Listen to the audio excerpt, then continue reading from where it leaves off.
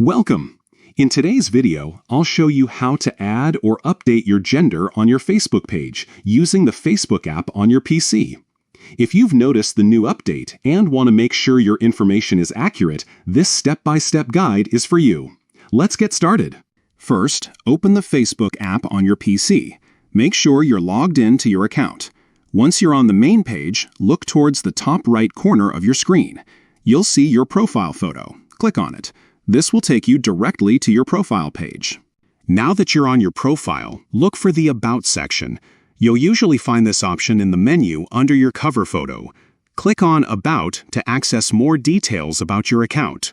Next, scroll down until you find the Contact and Basic Info section. This is where Facebook stores your personal details, including your gender. In the Contact and Basic Info section, look for the Gender field. Next to it, you'll see a small Edit icon, usually shaped like a pencil. Click on this icon to start editing your gender information. A new window will pop up, giving you the option to choose your gender.